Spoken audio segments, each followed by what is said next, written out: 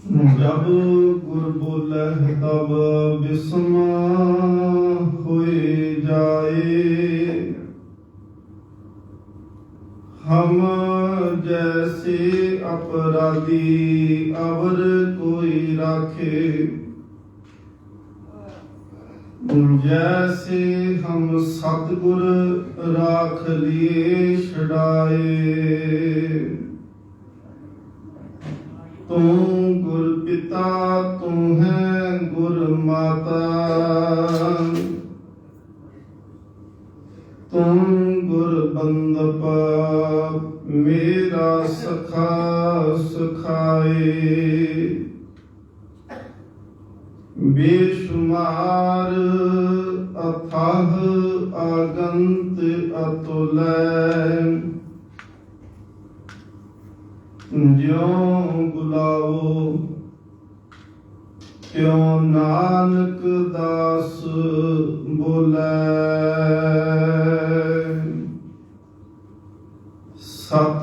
सतनाम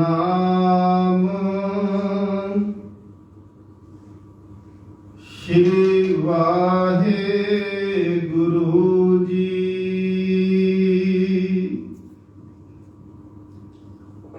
मन्ने की गत कही न जाए। जे को कहे पिछे पछताए।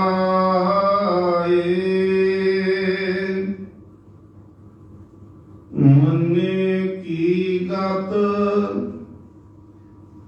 कही न जाए। जे को कहे पिछे पछताए।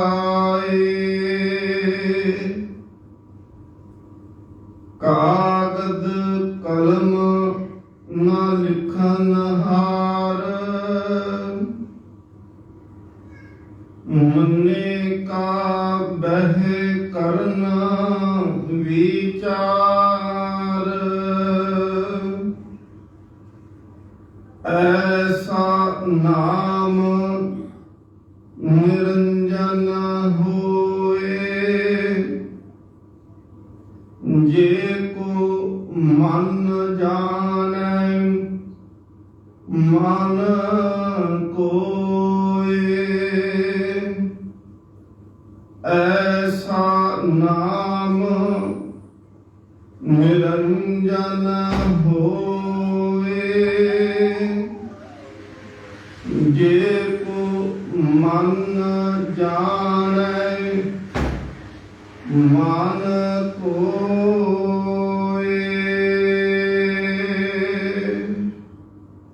वाहिगुरु जी का खालसा वाहिगुरु जी की फतेह। परम सम्मानयोग जुगो जुग अटाल तख्त चौर छत्र दे मालक सतगुरु श्री गुरु ग्रंथ साहिब महाराज पातशाह जी की पावन पवित्र हजूरी अंदर शाम के समय सजे हुए दीवाना दे विच सोदर के पाठ तो उपरंत रोजाना सतगुरु महाराज जी की पावन पवित्र हजूरी विच बैठ करके धन श्री गुरु नानक देव महाराज जी की उच्चारण की हुई बाणी जपजी साहिब जी की विचार आप जी पिछले कुछ दिनों तो श्रवण कर रहे हो। गुरु नानक देव महाराज पातशाह जी की कृपा दे नाल 11 पौड़ियां तक जिहड़ी विचार सतगुरु महाराज जी ने संपूर्ण कराई है। कल जो आपां विचार की सी उस दे विच 4 पौड़ियां सुनिया दियां सतगुरु महाराज जी ने जो बख्शिश कीतियां उसकी विचार आप जी ने श्रवण की है। और अज जिन्हां पौड़ियां दी आपां विचार करनी है, ये एक पौड़ी मन्ने दी है ते 3 पौड़ियां मन्ने दियां हन। फर्क की है कि जिहड़ी पहली पौड़ी मन्ने दी है, इहदे विच उन्हां दी अवस्था बयान कीती जिहड़े परमात्मा दे घर दे विच प्रवान हो गए, जिन्हां ने परमात्मा दी हजूरी दे विच आत्मिक अवस्था प्राप्त कर ली। ते सतगुरु महाराज जी ने आख्या कि मन्ने की गत कही ना जाए, जिहड़े मन चुके सन। उस तो अगलियां 3 पौड़ियां जिहड़ियां ने वो मन्ने दियां ने। उनदे विच सतगुरु महाराज जी बख्शिश करते हैं कि जेकर कोई मन करके मन लवे, महाराज ये शब्द हर पौड़ी के अखीर दे विच बार बार महाराज जी दोहराउणगे कि जे को मन जाने मन कोय, जेकर कोई मन करके मन लवे तां महाराज फिर दसणगे कि उन्होंने एक अवस्था प्राप्त होंदी है। सतगुरु महाराज जी ने बख्शिश की है जो सानू अज कीमती समा बख्शिया। आओ इस कीमती समय नू जिंदगी दे विच सफला करना करिए। सतगुरु महाराज बख्शिश करन, आप जितने भी गुरु प्यार वाले बैठे हो और दूर दराडे बैठ करके सोशल मीडिया के राही भी आप जी रोजाना विचारा श्रवण करते हो, आप संगत बख्शो आसीस मन बिरतियां एकाग्र करते हैं। सतगुरु महाराज जी की पावन हजूरी विच आओ शीश झुकाउणा करिए। सतगुरु महाराज कृपा करन, सानू हिरदे की एकाग्रता बख्शण, प्यार सत्कार नाल रसना करो पवित्र। आखो जी सतनाम श्री वाहिगुरु जी। कल सतगुरु महाराज जी ने जिथे संपूर्णता बख्शिश की, वो पंक्तियां सन, नानक भगतां सदा विगास, सुनै दुख पाप का नाश। गुरु नानक देव महाराज पातशाह जी कहते हैं कि जिन्हां भगतां ने परमात्मा दे नाम नूं सुनिया ते हिरदे विच वसा लिया, महाराज कहते उन्हां दा हिरदे विच हमेशा जिहड़ा है विगास खेड़ा बनिया रहिंदा है। और अज दी जिहड़ी अगली पौड़ी की आरंभता होनी है, वो भी पिछली अवस्था की ही गल करते पे ने। धार्मिक जगत के अंदर एक शब्द वरत्या जाता है, सुनना, मनना ते निधिहासन करना। आप जी ध्यान दे नाल सुनियो कि 3 शब्द ने, एक है सुनना, दूसरा है जिन्हें सुनिया है उसनूं मन लवे, ते तीसरा शब्द जिहड़ा है वो है निधिहासन, मन करके उन्होंने कमाना शुरू कर लवे। जिन्होंने सतगुरु महाराज जी ने अज आख्या कि जिन्हें मन्निया वो प्रवान हो गया। महाराज कहते ने सुनिया मन्निया मन कीता भाओ, यह है निधिहासन।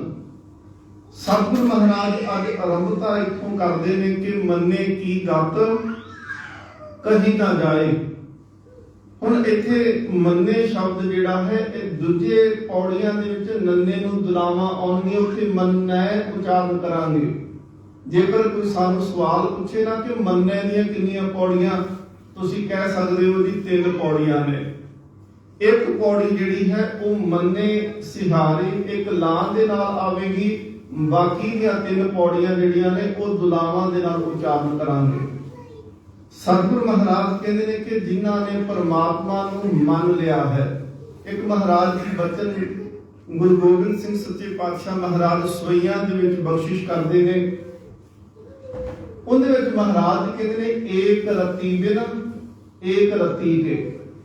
हुण उत्थे दोनों वारी जिहड़ा शब्द रत्ती लिखिया है रारा ते तत्ते नूं बिहारी नाल, पर जदों उहदे अर्थ करदे आ ते उहदे अर्थ कर लग्गिया सानू ये समझ आउंदी है कि गुरु गोबिंद सिंह महाराज कहते ने जिन्हां ने अपना मन परमात्मा दे नाम दे रंग दे विच, प्रेम दे रंग दे विच रंग लिया, ਉਹ ਤੇ ਪ੍ਰਵਾਨ ਹੋਏ, ਪਰ ਜਿਨ੍ਹਾਂ ਨੇ ਨਹੀਂ ਰੰਗਿਆ ਉਹਨਾਂ ਦੀ ਕੀਮਤ ਇੱਕ ਰੱਤੀ ਜਿੰਨੀ ਵੀ ਨਹੀਂ ਹੈ।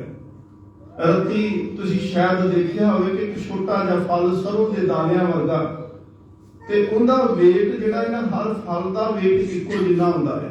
ਇੱਕ ਰੱਤੀ ਬਿਨ ਇੱਕ ਰੱਤੀ ਕੇ, ਉੱਥੇ ਉਚਾਰਨ ਕਰਨ ਲੱਗਿਆ ਵੀ ਭਾਰਾ ਕਰੀਦਾ ਹੈ ਦੂਸਰੀ ਰੱਤੀ ਨੂੰ, ਇੱਕ ਰੱਤੀ ਬਿਨ ਇੱਕ ਰੱਤੀ ਕੇ। ਮਹਾਰਾਜ ਕਹਿੰਦੇ ਨੇ ਜੇਕਰ ਪ੍ਰੇਮ ਨਹੀਂ ਮਨ ਦੇ ਵਿੱਚ ਪਰਮਾਤਮਾ ਦੇ ਵਾਸਤੇ, ਫਿਰ ਤੇਰੀ ਕੀਮਤ ਜਿਹੜੀ ਹੈ ਇੱਕ ਰੱਤੀ ਤੋਂ ਵੀ ਘੱਟ ਹੈ। ਅੱਜ ਮਹਾਰਾਜ ਕਹਿੰਦੇ ਨੇ ਮੰਨੇ ਕੀ ਗਤ ਕਹੀ ਨਾ ਜਾਏ। ਗਤ ਦੇ ਅਰਥ ਵਿਦਵਾਨ ਕਰਦੇ ਨੇ ਅਵਸਥਾ। ਕਹਿੰਦੇ ਨੇ ਜਿਨ੍ਹਾਂ ਦਾ ਹਿਰਦਾ ਪਰਮਾਤਮਾ ਦੇ ਰੰਗ ਦੇ ਵਿੱਚ ਰੰਗਿਆ ਹੁੰਦਾ ਹੈ ਨਾ, ਉਹਨਾਂ ਦੇ ਮਨ ਦੀ ਅਵਸਥਾ ਜਿਹੜੀ ਹੈ ਉਹ ਕਹੀ ਨਹੀਂ ਜਾ ਸਕਦੀ। ਕਈ ਵਾਰੀ ਕੋਸ਼ਿਸ਼ ਹੁੰਦੀ ਹੈ, ਕਿਸੇ ਬ੍ਰਹਮ ਗਿਆਨੀ ਦਾ ਜੀਵਨ ਜਿਹੜਾ ਹੈ ਉਹ ਲਿਖਿਆ ਜਾਂਦਾ ਹੈ ਕਿ ਬ੍ਰਹਮ ਗਿਆਨੀ ਦੇ ਜੀਵਨ ਵਿੱਚ ਦੱਸਿਆ ਜਾਂਦਾ ਹੈ ਕਿ ਉਹਨਾਂ ਨੇ ਇੱਥੇ ਜਨਮ ਲਿਆ, ਇੱਥੇ ਉਹਨਾਂ ਦਾ ਅਕਾਲ ਚਲਾਣਾ ਹੋਇਆ, ਇਦੋਂ ਉਹਨਾਂ ਨੂੰ ਗੱਦੀ ਪ੍ਰਾਪਤ ਹੋਈ, ਇੰਨੇ ਉਹਨਾਂ ਨੇ ਅੰਮ੍ਰਿਤ ਸੰਚਾਰ ਕਰਾਏ, ਇੰਨੇ ਸਕੂਲ ਖੋਲ ਦਿੱਤੇ, ਇੰਨੇ ਕਾਲਜ ਬਣਾ ਦਿੱਤੇ, ਇੰਨੀ ਸੇਵਾ ਕਰਾ ਦਿੱਤੀ। ਇਵੇਂ ਦਾ ਉਹਨਾਂ ਦਾ ਰਹਿਣ ਸਹਿਣ ਸੀ। ਇਹ ਸਾਰਾ ਕੁਝ ਲਿਖਿਆ ਜਾਂਦਾ ਹੈ ਤੇ ਇਹ ਹੈ ਵੀ ਚਲੋ ਸੱਚ, ਪਰ ਇੱਕ ਮਹਾਂਪੁਰਖ ਦਾ ਕਿਸੇ ਦਾ ਜੀਵਨ ਲਿਖੋ ਜਿਹਨੂੰ ਮਹਾਰਾਜ ਕਹਿੰਦੇ ਮੰਨੇ ਕੀ ਗਤ। ਉਹਦਾ ਇੱਕ ਦਾ ਜੀਵਨ ਜਿਹੜਾ ਹੈ ਉਹ ਬਹੁਤ ਸਾਰੇ ਵਿਦਵਾਨ ਲਿਖ ਦਿੰਦੇ ਨੇ, ਤੇ ਬਹੁਤੇ ਵਿਦਵਾਨ ਲਿਖ ਕੇ ਵੀ ਚੰਗੀ ਤਰ੍ਹਾਂ ਨਹੀਂ ਲਿਖ ਸਕਦੇ। ਸਤਿਗੁਰ ਮਹਾਰਾਜ ਸੱਚੇ ਪਾਤਸ਼ਾਹ ਪਾਵਨ ਬਾਣੀ ਵਿੱਚ ਕਿਰਪਾ ਕਰਦੇ ਨੇ, ਬ੍ਰਹਮ ਗਿਆਨੀ ਕੀ ਸੋਭਾ ਬ੍ਰਹਮ ਗਿਆਨੀ ਬਣੀ। ਮਹਾਰਾਜ ਕਹਿੰਦੇ ਨੇ ਜੋ ਉਸ ਦੀ ਮਨ ਦੀ ਅਵਸਥਾ ਹੈ, ਜਾਂ ਜੋ ਉਸ ਨੂੰ ਅੰਦਰੋਂ ਅਨੁਭਵ ਹੁੰਦਾ ਹੈ, ਜਾਂ ਜੋ ਉਸ ਨੂੰ ਅੰਦਰੋਂ ਪਰਮਾਤਮਾ ਦੇ ਵਾਸਤੇ ਮਹਿਸੂਸ ਹੁੰਦਾ ਹੈ, ਉਹਨੂੰ ਕਲਮ ਦੇ ਨਾਲ ਨਹੀਂ ਲਿਖਿਆ ਜਾ ਸਕਦਾ। ਬ੍ਰਹਮ ਗਿਆਨੀ ਦੀ ਸਮਰੱਥਾ ਬਹੁਤ ਵੱਡੀ ਹੈ, ਔਰ ਮਹਾਰਾਜ ਕਹਿੰਦੇ ਨੇ ਕਿ ਬ੍ਰਹਮ ਗਿਆਨੀ ਇੰਨਾ ਵਿਸ਼ਾਲ ਹੋ ਜਾਂਦਾ ਹੈ ਕਿ ਜਿਵੇਂ ਪਰਮਾਤਮਾ ਦਾ ਦਾਇਰਾ ਵਿਸ਼ਾਲ ਹੈ, ਉਵੇਂ ਬ੍ਰਹਮ ਗਿਆਨੀ ਦਾ ਦਾਇਰਾ ਵੀ ਜਿਹੜਾ ਹੈ ਉਹ ਸੀਮਤ ਨਹੀਂ, ਉਹ ਵੀ ਅਸੀਮ ਦੇ ਨਾਲ ਜੁੜ ਕਰਕੇ ਅਸੀਮ ਦਾ ਰੂਪ ਹੋ ਜਾਂਦਾ ਹੈ। ਜੇ ਪਰਮਾਤਮਾ ਹਰ ਥਾਂ ਤੇ ਮੌਜੂਦ ਹੈ ਤੇ ਯਕੀਨ ਕਰਕੇ ਜਾਣੋ, ਜਿਹੜਾ ਬ੍ਰਹਮ ਗਿਆਨੀ ਹੋਵੇਗਾ ਉਹ ਵੀ ਸਮੇਂ ਸਥਾਨ ਦੇ ਬੰਧਨ ਵਿੱਚ ਨਹੀਂ ਹੋਵੇਗਾ, ਉਹਦਾ ਦਾਇਰਾ ਵੀ ਪਰਮਾਤਮਾ ਦੇ ਦਾਇਰੇ ਵਿੱਚ ਫੈਲ ਜਾਂਦਾ ਹੈ, ਭਾਵ ਕਿ ਉਹ ਪਰਮਾਤਮਾ ਦਾ ਰੂਪ ਹੋ ਜਾਂਦਾ ਹੈ। ਭਗਤ ਕਬੀਰ ਸਾਹਿਬ ਉਹ ਆਪਣੀ ਹੀ ਬਾਣੀ ਦੇ ਵਿੱਚ ਲਿਖਦੇ ਨੇ ਕਿ ਅਬ ਤੋਂ ਜਾਏ ਚੜੇ ਸਿੰਘਾਸਨ ਮਿਲੇ ਹੈ ਸਾਰੰਗ ਪਾਣੀ। ਰਾਮ ਕਬੀਰਾ ਏਕ ਪਏ ਹੈ ਕੋਈ ਨਾ ਸਕੇ ਪਛਾਣੀ। ਉਹ ਕਹਿੰਦੇ ਨੇ ਕਿ ਰੱਬ ਨੇ ਇੰਨੀ ਰਾਮ ਨੇ ਕਿਰਪਾ ਕਰ ਦਿੱਤੀ, ਜਿੱਥੇ ਰਾਮ ਬੈਠਦਾ ਸੀ ਉੱਥੇ ਹੁਣ ਕਬੀਰ ਜਾ ਕੇ ਬੈਠ ਗਿਆ ਹੈ। ਹੁਣ ਰਾਮ ਦੇ ਵਿੱਚ ਤੇ ਕਬੀਰ ਵਿੱਚ ਭੇਦ ਕੋਈ ਨਹੀਂ ਰਿਹਾ, ਜਿਵੇਂ ਦਾ ਰਾਮ ਸੀ ਹੁਣ ਉਵੇਂ ਦਾ ਹੀ ਕਬੀਰ ਦਿਸਦਾ ਪਿਆ ਹੈ। ਜਿਸ ਸਿੰਘਾਸਨ ਤੇ ਰਾਮ ਬੈਠਾ ਸੀ ਉੱਥੇ ਹੀ ਹੁਣ ਕਬੀਰ ਬੈਠਾ ਹੈ। ਹੁਣ ਦੋਨਾਂ ਦੇ ਵਿੱਚ ਭੇਦ ਕੋਈ ਨਹੀਂ, ਤੇ ਦੇਖਣ ਵਾਲੇ ਇਹ ਆਖਦੇ ਨੇ ਕਿ ਕੋਈ ਨਾ ਸਕੇ ਪਛਾਣੀ। ਹੁਣ ਜਿਨ੍ਹਾਂ ਦੀ ਨਿਗਾਹ ਉੱਥੋਂ ਤੱਕ ਜਾਂਦੀ ਸੀ ਉਹ ਵੀ ਦੇਖ ਕੇ ਹੈਰਾਨ ਕਿ ਸਾਹਮਣੇ ਹੁਣ ਰਾਮ ਹੈ ਕਿ ਕਬੀਰ ਹੈ। ਸਤਿਗੁਰ ਮਹਾਰਾਜ ਪਾਤਸ਼ਾਹ ਜੀ ਆਖਦੇ ਨੇ ਕਿ ਹਰ ਜਨ ਦੋਇ ਏਕ ਹੈ, ਬਿਰਬ ਵਿਚਾਰ ਕਿਛ ਨਾਹੀਂ। ਮਹਾਰਾਜ ਉਦਾਹਰਨ ਕੀ ਦਿੰਦੇ, ਕਹਿੰਦੇ ਦੇਖੋ ਜਲ ਤੇ ਉਪਜਤ ਰੰਗ ਜਿਉ ਜਲ ਹੀ ਵਿਖੇ ਸਮਾਹੀ। ਮਹਾਰਾਜ ਕਹਿੰਦੇ ਜਿਵੇਂ ਪਾਣੀ ਦੀਆਂ ਲਹਿਰਾਂ ਜਿਹੜੀਆਂ ਹੁੰਦੀਆਂ ਹਨ ਨਾ, ਅਸੀਂ ਕਈ ਵਾਰੀ ਸੋਚਦੇ ਹਾਂ ਕਿ ਲਹਿਰਾਂ ਉੱਠੀਆਂ ਪਾਣੀ ਦੇ ਵਿੱਚੋਂ, ਇਹ ਸ਼ਾਇਦ ਵੱਖ ਹੋਣਗੀਆਂ। ਹਵਾ ਪਾਣੀ ਦੇ ਨਾਲ ਟਕਰਾਈ, ਉਹ ਪਾਣੀ ਦਾ ਬੁਲਬੁਲਾ ਬਣਿਆ। ਉਹ ਹਵਾ ਦੇ ਵਿੱਚ ਥੋੜੀ ਦੇਰ ਉੱਡਿਆ ਵੀ ਤੇ ਅਸੀਂ ਕਹਾਂਗੇ ਕਿ ਬੁਲਬੁਲਾ ਵੱਖ ਤੇ ਲਹਿਰਾਂ ਵੱਖ, ਪਰ ਜਦੋਂ ਹਵਾ ਵਿੱਚੋਂ ਨਿਕਲ ਜਾਏਗੀ ਕਿ ਉਹ ਬੁਲਬੁਲਾ ਜਿਹੜਾ ਹੈ ਬੂੰਦ ਬਣ ਕੇ ਫਿਰ ਉਸ ਪਾਣੀ ਦਾ ਰੂਪ ਹੋਵੇਗਾ। ਸਤਿਗੁਰ ਮਹਾਰਾਜ ਇੱਕ ਉਦਾਹਰਨ ਦਿੰਦੇ ਨੇ। ਅਸੀਂ ਵੈਸੇ ਇਹ ਸ਼ਬਦ ਅਕਸਰ ਜਦੋਂ ਕਿਸੇ ਦੀ ਮੌਤ ਹੁੰਦੀ ਹੈ ਤੇ ਉਦੋਂ ਪੜ੍ਹਦੇ ਹਾਂ, ਪਰ ਇਹਦੇ ਵਿੱਚ ਮਹਾਰਾਜ ਬ੍ਰਹਮ ਗਿਆਨੀ ਦੀ ਅਵਸਥਾ ਦੱਸਦੇ ਆ। ਮਹਾਰਾਜ ਸੱਚੇ ਪਾਤਸ਼ਾਹ ਆਖਦੇ ਨੇ ਕਿ ਸੂਰਜ ਕਿਰਨ ਮਿਲੇ ਜਲ ਕਾ ਜਲ ਹੁਆ ਰਾਮ। ਹੁਣ ਹੋਇਆ ਕਿ ਸਭ ਤੋਂ ਪਹਿਲਾਂ ਜਿਹੜਾ ਸਮੁੰਦਰ ਦਾ ਪਾਣੀ ਸੀ ਉਹਦਾ ਵਾਸ਼ਪੀਕਰਨ ਹੋਇਆ, ਉਹ ਬੱਦਲ ਬਣਿਆ, ਬੱਦਲ ਬਣ ਕੇ ਉਹ ਪਹਾੜਾਂ ਤੇ ਜਾ ਕੇ ਵਸਿਆ। ਪਹਾੜਾਂ ਦੇ ਉੱਤੇ ਠੰਡ ਇੰਨੀ ਸੀ ਕਿ ਬਿਲਕੁਲ ਉਸ ਬੂੰਦ ਨੂੰ ਜਮਾ ਕੇ ਰੱਖ ਦਿੱਤਾ। ਬੜੇ ਸਾਲ बड़िया सदियां वो बर्फ बन के जम्मिया रहा। पर कहते जिदन रब की कृपा हुई सूरज किरण मिले, सूरज दियां किरणां आकर के उस बूंद नूं मिलिया, वो बूंद ने पानी का रूप धारण किया। ये सफर शुरू होया, ये झरना बनया, झरने तो अगे नदियां बनया ते नदियां बन के समुद्र दे विच जाके समा गया। सूरज किरण मिले, जल का पहलों है ते जल सी पर जमया हुआ जल। और महाराज कहते ने जल का जल हुआ राम, ज्योति जोत रली संपूर्ण थिया राम। महाराज कहते उनका जीवन संपूर्ण हो गया, जिन्हों कहते पहले मन्ने की गत कही ना जाए। जिन्हों सतगुरु गुरु तेग बहादुर महाराज कहते ने कि पानी दे विच जिवें पानी समा जाता है, इवें सिख दा जीवन है कि वो जिदन गुरु विच समा जाता है, सिख दे विच ते गुरु विच अंतर कोई नहीं। सतगुरु महाराज पातशाह कहते ने गुरु सिख, सिख गुरु दोए है एको। महाराज कहते सिख ते गुरु, गुरु ते सिख। सिख असल दे विच बाणी दे विच सतगुरु महाराज कहते जन ते जन जानीजे। जन दे उतों ही परमात्मा का पता लगता है कि सेवक तो ही उनके मालिक की होंद का पता लगता है। जे सेवक ना होवे ते मालिक की होंद कोई दसेगा। सतगुरु महाराज जी कोई वचन लिखते उहदे विच कहते ने संत इस करके संसार दे विच आउंदे ने कि परमात्मा कितना विशाल ये वो दस सकन। एक शब्द असीं पढ़ते हैं, धन गुरु तेग बहादुर महाराज जी के बचन ने। महाराज सच्चे पातशाह धन गुरु तेग बहादुर आखते ने कि जो नर दुख में दुख नहीं माने। हुण असीं चलो साडे अंदर ना कई बारी भरम बड़े पै चुके ने ते असीं भरम दे विच ना सिੱਖੀ वैसे भरम नहीं है। सिੱਖੀ का मतलब है कि जिहड़ा कोई भी भरम नहीं करता, जिन्हों ना ते कोई दिन का भरम, ना वार का भरम, ना साहे का भरम। महाराज कहते साहा गले ना करे विचार, साहे उपर एक अंकार। महाराज कहते सिख तो साहे का भी विचार नहीं करता। सिख तो जेकर कोई कारज करना है खुशी का, बस साहे उपर एक ओंकार बस लिख देना है उनके ऊपर। सतगुरु महाराज सच्चे पातशाह कहते ने कि बाणी जिहड़ी है ये भरम तोड़दी है।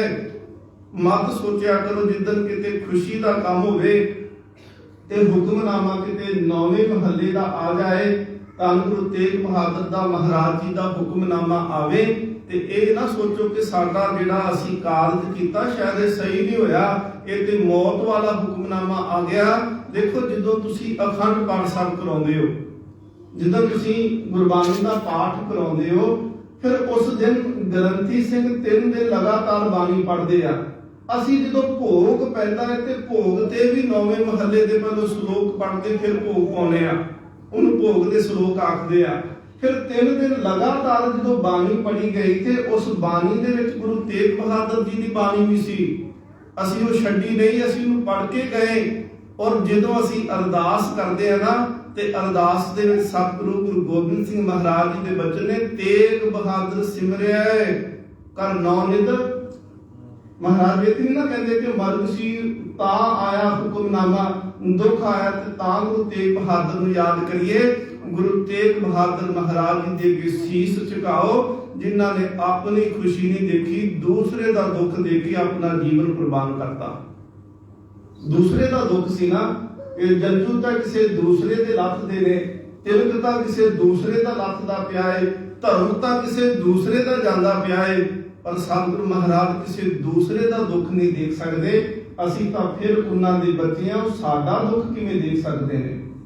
महाराज कहते तेग बहादुर सिमरिया कर नौ नित आवे धाए, सब थाई होई सहाय। पुराने समय जदों सिखां ने जंगां लड़ियां ना ते सिख आखदे सी, कहंदे सानूं इवें महसूस हुंदा है कि जदों असीं जंग दे विच जांदे हां ते गुरु तेग बहादुर जी दा शीस साडे अगे अगे चलदा, वो साडी अगवाई करदा है। सब थाई होए सहाय, वो हर थां ते सहाई हुंदा है।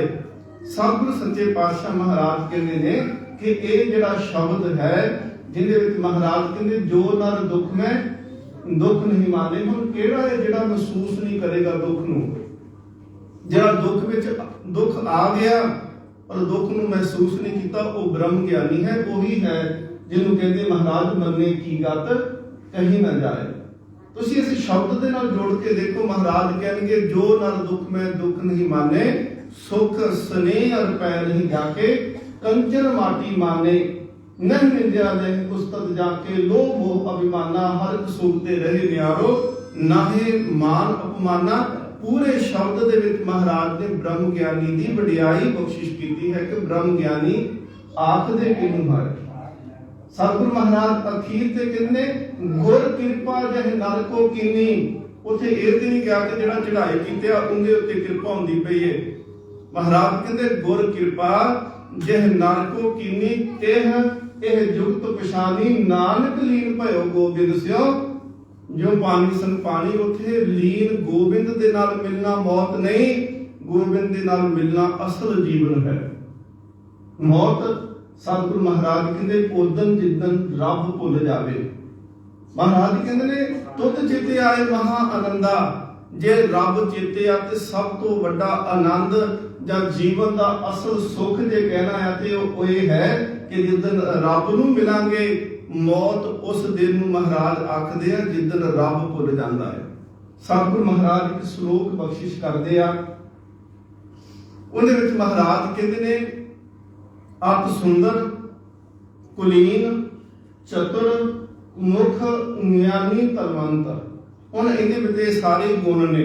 ਅਤ ਦਾ ਸੁੰਦਰ ਕੋਈ ਹੋਵੇ, ਮੁਖ ਤੋਂ ਗਿਆਨੀ ਬਹੁਤ ਵੱਡਾ ਹੋਵੇ, ਚਤੁਰ ਵੀ ਹੋਵੇ, ਸਿਆਣਾ ਵੀ ਹੋਵੇ ਤੇ ਪੈਸੇ ਵਾਲਾ ਵੀ ਹੋਵੇ। ਅਤ ਸੁੰਦਰ ਕੁਲੀਨ ਚਤੁਰ ਮੁਖ ਗਿਆਨੀ ਧਨਵੰਤ। ਪਰ ਮਹਾਰਾਜ ਉਹਨੂੰ ਜਿਉਂਦਾ ਨਹੀਂ ਆਖਦੇ, ਕਹਿੰਦੇ ਮਿਰਤਕ ਕਹੀਏ ਨਾਨਕਾ, ਜੇ ਪ੍ਰੀਤ ਨਹੀਂ ਭਗਵੰਤ। ਜਿੰਦੇ ਹਿਰਦੇ ਵਿੱਚ ਰੱਬ ਦੀ ਯਾਦ ਨਹੀਂ, ਮਹਾਰਾਜ ਕਹਿੰਦੇ ਉਹ ਜਿਉਂਦਾ ਥੋੜੀ, ਉਹ ਤੇ ਮਰਿਆ ਹੋਇਆ ਹੈ। ਮਹਾਰਾਜ ਸੱਚੇ ਪਾਤਸ਼ਾਹ ਆਖਦੇ ਨੇ ਕਿ ਜੀਵਨ ਜਿਹੜਾ ਹੈ ਉਹ ਪਰਮਾਤਮਾ ਨੂੰ ਮਿਲਣਾ ਹੈ, ਮੌਤ ਜਿਹੜੀ ਹੈ ਉਹ ਪਰਮਾਤਮਾ ਤੋਂ ਵਿਛੜਨਾ ਹੈ। ਸਤਿਗੁਰੂ ਮਹਾਰਾਜ ਆਖਦੇ ਨੇ ਮੰਨੇ ਕੀ ਗਤ ਕਹੀ ਨਾ ਜਾਵੇ। ਇੱਕ ਤਾਂ ਸਤਿਗੁਰੂ ਮਹਾਰਾਜ ਇਹ ਆਖਦੇ ਨੇ ਕਿ ਜਿਹੜਾ ਰੱਬ ਹੈ ਨਾ ਉਹ ਬਹੁਤ ਬੇਅੰਤ ਹੈ, ਉਹਦਾ ਕੋਈ ਅੰਤ ਨਹੀਂ ਪਾ ਸਕਦਾ, ਕੋਈ ਵੀ ਐਸੀ ਹਸਤੀ ਨਹੀਂ। ਇੱਕ ਸਾਖੀ ਮਿਲਦੀ ਹੈ ਸਤਿਗੁਰੂ ਗੁਰੂ ਨਾਨਕ ਦੇਵ ਮਹਾਰਾਜ ਜੀ ਦੇ ਮਾਤਾ ਜੀ, ਮਾਤਾ ਤ੍ਰਿਪਤਾ ਜੀ ਇੱਕ ਦਿਨ ਆਖਦੇ ਨੇ, ਨਾਨਕ ਵੇ ਤੂੰ ਆਖਦਾ ਹੈ ਕਿ ਰੱਬ ਬਹੁਤ ਵੱਡਾ ਏ। ਸਤਿਗੁਰੂ ਮਹਾਰਾਜ ਕਹਿੰਦੇ ਹਾਂ ਮਾਂ ਰੱਬ ਬਹੁਤ ਵੱਡਾ ਏ। ਮਾਤਾ ਜੀ ਆਖਦੇ ਨੇ, ਨਾਨਕ ਵੇ ਇਸ ਬ੍ਰਹਿਮੰਡ ਦੇ ਵਿੱਚ, ਇਸ ਧਰਤੀ ਤੇ ਸੰਤ ਕਿੰਨੇ ਹੋਣਗੇ, ਬ੍ਰਹਮ ਗਿਆਨੀ ਵਿਦਵਾਨ ਕਿੰਨੇ ਹੋਣਗੇ। ਸਤਿਗੁਰੂ ਮਹਾਰਾਜ ਜੀ ਆਖਦੇ ਨੇ ਮਾਤਾ ਜੀ ਅਣਗਿਣਤ ਹੋਣਗੇ। ਤੇ ਮਾਤਾ ਜੀ ਫਿਰ ਪੁੱਛਦੇ ਨੇ, ਨਾਨਕ ਵੇ ਜੇਕਰ ਇਹ ਸਾਰੇ ਇਕੱਠੇ ਹੋ ਜਾਣ, ਸਾਰੇ ਇਕੱਠੇ ਹੋ ਕਰਕੇ ਇੱਕ ਥਾਂ ਤੇ ਬੈਠਣ, ਫਿਰ ਰੱਬ ਦੀ ਇਹ ਮਹਿਮਾ ਗਾਉਣੀ ਸ਼ੁਰੂ ਕਰਨ, ਫਿਰ ਤਾਂ ਅੰਤ ਪੈ ਸਕਦਾ ਹੈ ਨਾ। ਸਤਿਗੁਰੂ ਮਹਾਰਾਜ ਆਖਦੇ ਮਾਂ ਬਿਲਕੁਲ ਨਹੀਂ ਪੈ ਸਕਦਾ। ਮਹਾਰਾਜ ਜੀ ਦੇ ਫਿਰ ਬਚਨ ਸਨ, ਜੇ ਸਭ ਮਿਲ ਕੇ ਆਖਣ ਪਾਹੇ, ਵੱਡਾ ਨਾ ਹੋਵੇ ਘਾਟ ਨਾ ਜਾਏ। ਮਹਾਰਾਜ ਕਹਿੰਦੇ ਨਾ ਤੇ ਉਹਨੂੰ ਕੋਈ ਬਹੁਤਾ ਵਡਿਆ ਦੇਵੇ ਉਹ ਵੱਡਾ ਨਹੀਂ ਹੋ ਜਾਂਦਾ, ਜੇ ਕੋਈ ਬਹੁਤਾ ਛੁਟਿਆ ਦੇਵੇ ਤੇ ਉਹ ਛੋਟਾ ਨਹੀਂ ਹੋ ਜਾਂਦਾ।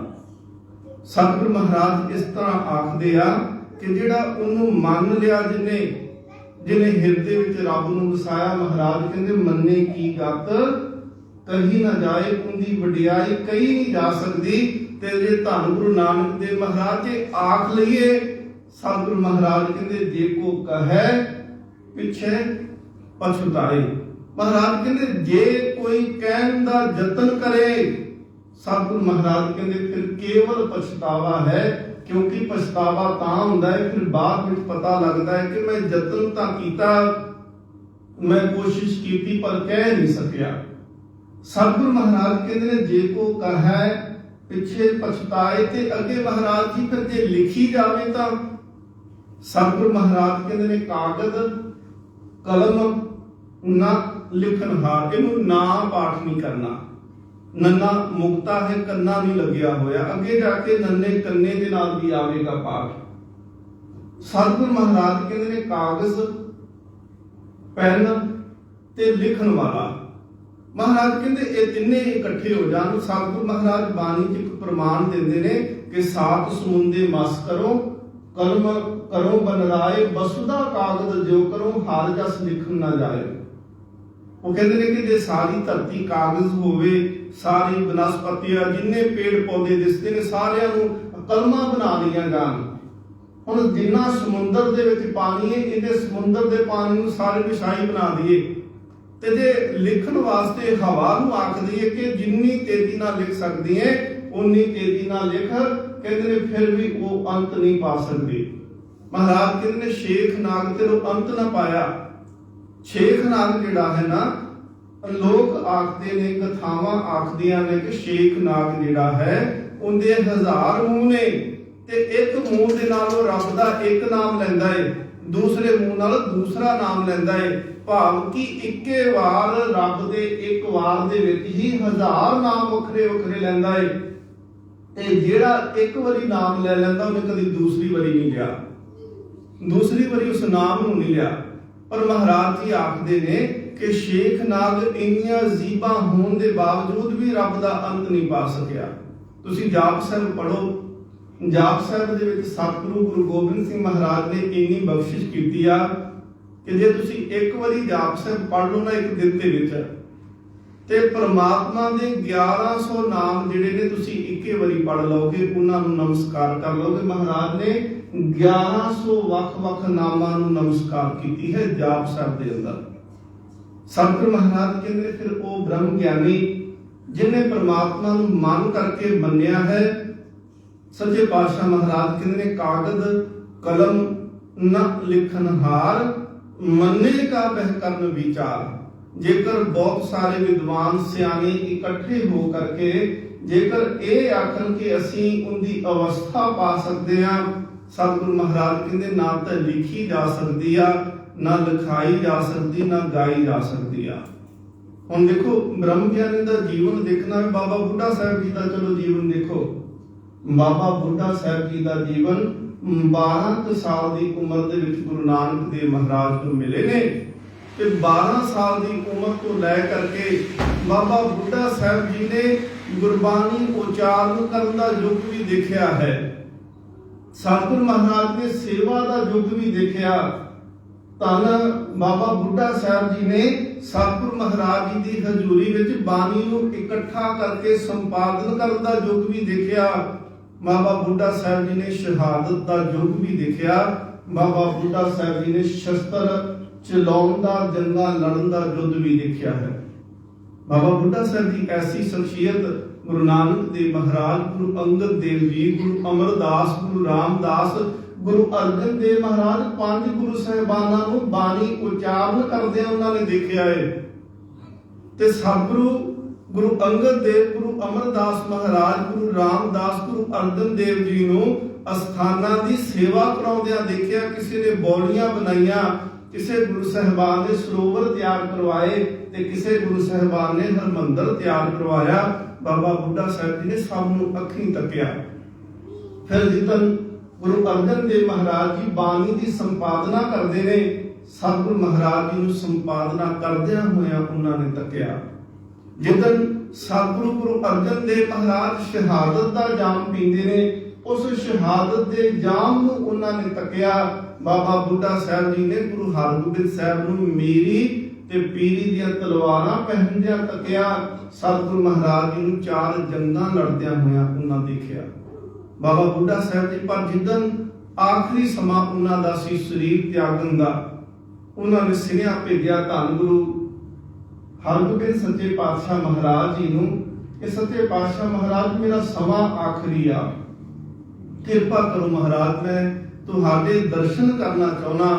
ਧੰਨ ਗੁਰੂ ਹਰਗੋਬਿੰਦ ਸਾਹਿਬ ਮਹਾਰਾਜ ਫਿਰ ਅੰਮ੍ਰਿਤਸਰ ਤੋਂ ਰਮਦਾਸ ਜਾਂਦੇ ਨੇ, ਤੇ ਰਮਦਾਸ ਜਾ ਕਰਕੇ ਸਤਿਗੁਰੂ ਮਹਾਰਾਜ ਜੀ ਨੂੰ ਜਦੋਂ ਬਾਬਾ ਬੁੱਢਾ ਸਾਹਿਬ ਹੁਣ ਬੇਨਤੀ ਕੀਤੀ ਕਿ ਮਹਾਰਾਜ ਮੈਂ ਚਲੇ ਜਾਣਾ, ਸਤਿਗੁਰੂ ਮਹਾਰਾਜ ਕਹਿੰਦੇ ਨਹੀਂ ਬਾਬਾ ਜੀ ਅਜੇ ਨਹੀਂ ਤੁਸੀਂ ਜਾਣਾ, ਅਜੇ ਤੁਹਾਡੀ ਇੱਕ ਸੇਵਾ ਹੋਰ ਰਹਿੰਦੀ ਆ। ਮਹਾਰਾਜ ਕੀ ਕਹਿ ਲੱਗੇ ਕਿ ਗੁਰੂ ਨਾਨਕ ਦੇਵ ਮਹਾਰਾਜ ਜੀ ਤੋਂ ਲੈ ਕਰਕੇ ਗੁਰੂ ਅਰਜਨ ਦੇਵ ਮਹਾਰਾਜ ਜੀ ਤੱਕ ਸਮੁੱਚਾ ਇਤਿਹਾਸ ਸੁਣਾਓ।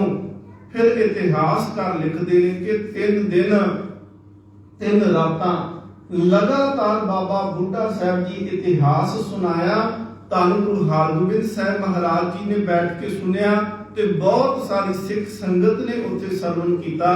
फिर तीसरे दिन अमृत वेले बाबा बुढ़ा साहब जी ने इशनान किया। इशनान करने तो बाद विच उन्होंने सफेद वस्त्र पहने, महाराज जी की हजूरी विच बैठ के जपजी साहब का पाठ किया। और जपजी साहब का पाठ करने तो बाद अपने पुत्र भाना जी को आवाज मारी। बाबा भाना जी उन्होंने पुत्र ने आवाज मार के उनकी बांह फड़ के गुरु हरगोबिंद साहब महाराज को बांह फड़ा के आख्या सी, महाराज जिवें मेरी बांह नहीं छड्डी, मेरे पुत्र की बांह भी ना छड्डियो, साडे घर दे विच सिੱਖੀ रहे। और देखो जे अज सिੱਖਣਾ है ना ते गुरमुखां दे जीवन विचों सिੱਖो। सारी उम्र 125 साल उम्र, 125 साल दे विचों 113 साल सिੱਖੀ दे विच रहे ते सिੱਖੀ दे विच रह करके रोजाना सतगुरु महाराज जी की बाणी पढ़ी, रोजाना जपजी साहब पढ़ते रहे ते जिदन अखीरले स्वासी शरीर त्यागना उदन भी अमृत वेले जपजी साहब पढ़िया। और सच करके जानियो असी भी जपजी साहब पढ़ना शुरू कर दिए। जिदन साडा अंत होवे, साडे अखीरले श्वास होण, साडे हिरदे विच साडी जुबान उत्ते जपजी साहब दीयां पंक्तियां होण ते जिन्हां दी रसना दे उत्ते जपजी साहब होवेगा उन्हां नूं जमदूत कुछ नहीं आ सकदे। महाराज अगे आखणगे कि मन्ने मग ना चले पंथ, मन्ने धर्म सेती संबंध। सतगुरु महाराज कहते हैं मन्ने मार्ग ठाक ना पाए, मन्ने पथ सियों प्रगट जाए। जेड़े नाम हिरदे विच हुंदा है उन्हां नूं ते धर्मराज भी आखदा है कि कीतो भवन पुनीत, उन्हां नूं ते धर्मराज भी आखदा है कि आओ बैठ आदर शुभ देओ। उन्हां नूं ते दरगाह दे विच भी आदर जाके मिलदा है। सतगुरु सच्चे पातशाह महाराज जी दे सन्मुख एक गल ध्यान रखो, देखो बाबा बुढ़ा साहब जी ने ये अपने पुत्र नूं नहीं सी आख्या कि तू गुरु दी उंगल फड़, जां पुत्र भालिया तू गुरु दी बांह फड़ के रखी। सानू पता है कि जिदन असी बांह फड़न दी कोशिश करांगे जमाने दे दुख दा धक्का वध गया ते साडे कोल बांह छड्ड हो जानियां। जे गुरु बांह फड़ के रखेगा भावें जिन्ने मर्जी धक्के होवन पर गुरु बांह कदी नहीं छड्डदा। एक अंग्रेजी दे विच कहानी सी, सानू स्कूल दे समय पढ़ाई जाती सी कि फुट प्रिंट विदाउट फीट, कि पैर बिना पैरों तो पैरों के निशान। उहदे विच ओह जिहड़ा लेखक है ना वो गिला करदा है खुदा दे नाल, गॉड दे नाल, कि जिदन मेरे कर्मां दे विच सुख लिखे सी ना मैं उदन देखदा सी कि 4 पैर सी तुरदे, 2 मेरे पैर सी ते 2 तेरे पैर सी। पर जिदन मेरे जीवन दे विच दुख आया उदन 2 ही पैर सी, तू भी मेरा साथ छड्ड गया। रब ने अगों आवाज दे के कहा सी, कहंदे नहीं तेनू भुलेखा लग गया, कहंदा फिर 2 पैर क्यों दिसे 4 क्यों नहीं? कहंदा जिदन दुख आया मैं तेनू अपना पुत्र जानिया, दुख दे विच मैं तेनू बाहां दे विच चुक लिया, तेरे पैर दुख दे विच नहीं लगन दिते। जो पैर सी वो तेरे नहीं वो मेरे सी। जेड़ा रब दा हो जांदा फिर रब उहनूं दुख नहीं आउण दिंदा। रजनीश ओशो एक उदाहरण दिंदे आ, ਉਹ ਕਹਿੰਦੇ ਨੇ ਕਦੀ ਘੁਮਿਆਰ ਨੂੰ ਘੜਾ ਬਣਾਉਂਦਿਆਂ ਤੱਕੋ ਤੁਸੀਂ ਦੇਖਿਆ ਹੋਵੇ ਕਿ ਜਦੋਂ ਘੁਮਿਆਰ ਜਿਹੜਾ ਹੈ ਇਹ ਜਾਤੀ ਸੂਚਕ ਨਹੀਂ, ਇਹ ਉਹਦਾ ਗੁਣ ਹੈ ਕਿ ਉਹ ਮਿੱਟੀ ਦੇ ਘੜੇ ਬਣਾਉਂਦਾ ਹੈ, ਜਾਤ ਦੇ ਨਾਲ ਜੁੜ ਕੇ ਨਹੀਂ। ਘੁਮਿਆਰ ਜਦੋਂ ਘੜਾ ਬਣਾਏਗਾ, ਕੱਚਾ ਘੜਾ ਜਦੋਂ ਹੋਏਗਾ ਨਾ ਛੋਟੇ ਆਕਾਰ ਦਾ, ਤੇ ਉਹਨੂੰ ਉਦੋਂ ਆਵੀ ਦੇ ਉੱਤੋਂ ਚੁੱਕ ਕਰਕੇ ਉਹਨੂੰ ਇੱਕ ਥਾਂ ਦੇ ਉੱਤੇ ਰੱਖਦਾ ਹੈ ਤੇ ਫਿਰ ਉਹਦੇ ਉੱਤੇ ਠੋਕਰਾਂ ਮਾਰਦਾ ਹੈ। ਤੇ ਵਿਦਵਾਨ ਕਹਿੰਦਾ ਇਹ ਘੜਾ ਦੇਖੋ ਟੁੱਟਦਾ ਨਹੀਂ ਹੁੰਦਾ, ਅਜੇ ਕੱਚਾ ਹੈ, ਪਰ ਉਹਨੂੰ ਜ਼ੋਰ ਜ਼ੋਰ ਦੀ ਉੱਤੋਂ ਸੱਟਾਂ ਮਾਰਦਾ ਉਹ ਤਾਂ ਵੀ ਨਹੀਂ ਟੁੱਟਦਾ। ਉਹ ਕਹਿੰਦਾ ਕਿਉਂ ਨਹੀਂ ਟੁੱਟਦਾ? ਪਤਾ ਕਿਉਂ? ਕਹਿੰਦਾ ਅੰਦਰਲੇ ਪਾਸੇ ਉਹਨੇ ਘੜੇ ਨੂੰ ਹੱਥ ਦਿੱਤਾ ਹੁੰਦਾ ਹੈ। ਕਹਿੰਦੇ ਰੱਬ ਦਾ ਸੁਭਾਅ ਵੀ ਬਿਲਕੁਲ ਇਸੇ ਤਰ੍ਹਾਂ, ਜਿਹੜਾ ਰੱਬ ਦਾ ਬਣ ਜਾਂਦਾ ਹੈ, ਜੇ ਬਾਹਰੋਂ ਠੋਕਰ ਵੱਜਦੀ ਹੈ ਤੇ ਰੱਬ ਅੰਦਰੋਂ ਹਿਰਦੇ ਚੋਂ ਹੱਥ ਦੇ ਕੇ ਕਹਿੰਦਾ ਤੂੰ ਘਬਰਾਈ ਨਾ, ਮੈਂ ਤੇਰੇ ਨਾਲ ਖਲੋਤਾ ਹਾਂ। ਸਤਿਗੁਰੂ ਮਹਾਰਾਜ ਜੀ ਦੇ ਇੱਕ ਬਚਨ ਬਾਣੀ ਵਿੱਚੋਂ ਪੜ੍ਹਦੇ ਹਾਂ ਕਿ ਅਸੀਂ, ਮਹਾਰਾਜ ਕਹਿੰਦੇ ਜਾਂ ਕੋ ਮੁਸ਼ਕਲ ਅਤ ਬਣੇ ਢੋਈ ਕੋਏ ਨਾ ਦੇ, ਲਾਗੂ ਹੋਏ ਦੁਸ਼ਮਨਾ ਸਾਥ ਵੀ ਭੱਜ ਖਲੇ, ਸਭੋ ਭਜੇ ਆਸਰਾ ਚੁੱਕੇ ਸਭ ਅਸਰਾ। ਹੁਣ ਦੇਖੋ ਸਾਰੇ ਹੀ ਦੁੱਖ ਇਕੱਠੇ ਹੋ ਗਏ ਨਾ ਕਿ ਜਾਂ ਕੋ ਮੁਸ਼ਕਲ ਅਤ ਬਣੇ, ਜਿੱਦਨ ਮੁਸ਼ਕਲ ਬਣਦੀ ਸਭ ਤੋਂ ਪਹਿਲੋਂ ਆਪਣੇ ਸਾਥ ਛੱਡਦੇ ਆ। ਮੁਸ਼ਕਲ ਦੇ ਵਿੱਚ ਕਿਉਂਕਿ ਬਗਾਨਾ ਤੇ ਪਹਿਲੋਂ ਹੀ ਸਾਥ ਨਹੀਂ ਹੁੰਦਾ, पर जिधर मुश्किल आएगी अपने साथ छड्ड के चले जाएंगे। महाराज कहते तू फिक्र ना करी, तेरे अपने छड्ड सकदे आ, मैं तेनू कदी नहीं छड्डांगा। जां को मुश्किल अत बने ढोई कोई ना दे। ढोई का अर्थ हुंदा है जी आसरा कोई ना बने, ढोई कोई ना दे लागू होए दुश्मना। फिर जो मुसीबत आई तो उदों दुश्मन भी चढ़ाई करके आ गए, लागू होए दुश्मना साथ भी भज खले। ਜਿਹੜੇ ਨਾਲ ਖਲੋਤੇ ਸੀ ਉਹ ਵੀ ਵੇਖ ਕੇ ਦੁਸ਼ਮਣਾਂ ਨੂੰ ਉਹਨਾਂ ਨੇ ਵੀ ਸਾਥ ਛੱਡ ਦਿੱਤਾ। लागू होए दुश्मना चुके सब असराओ, सारे आसरे खत्म हो गए। और महाराज कहते चित आवे उस पार ब्रह्म तन लगे न तत्ती वाओ। जिन्होंने रब चेते आ जाए, महाराज कहते सारा जमाना भी दुश्मन क्यों ना हो जाए, सारा एक पासे सारा जहान होवे, एक पासे वाहिगुरु नाल होवे, सारा जमाना भी उनका वाल विंगा नहीं कर सकता। सतगुरु महाराज अज बख्शिश करते आ। महाराज कहते कि मन्ने का वह कर्म विचार ऐसा नाम निरंजन होए। निरंजन के दो शब्द ने जी, निर ते अंजन। अंजन जिहड़ा है वो कालख का भी प्रतीक है ते वो ज्ञान का भी प्रतीक है। गुरबाणी दे विच जदों प्रमाण वरते जाते हैं ना, उदों इस गल का ध्यान होता है कि प्रकरण के मुताबिक महाराज की आखदे पे ने। जिवें किते उदाहरण के तौर पर महाराज वरतते हैं कि ज्ञान अंजन गुर दिया, उत्थे अंजन जिहड़ा है वो ज्ञान है।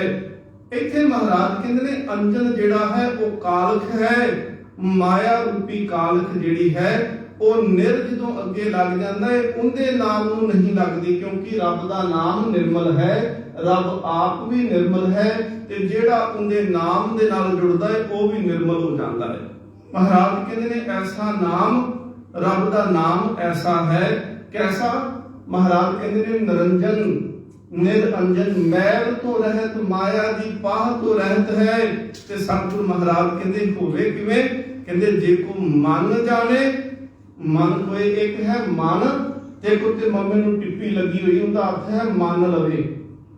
मन करके मन के जदों कोई जपेगा परमात्मा का नाम, तो सतगुरु महाराज कहते फिर अवस्था की मिलेगी, मने सुरत होवे। मन बुद्ध कहते ने उनकी सुरती उची होवेगी, उनके मन दे विच बुद्धि प्रगट होवेगी, उन्होंने ज्ञान होवेगा।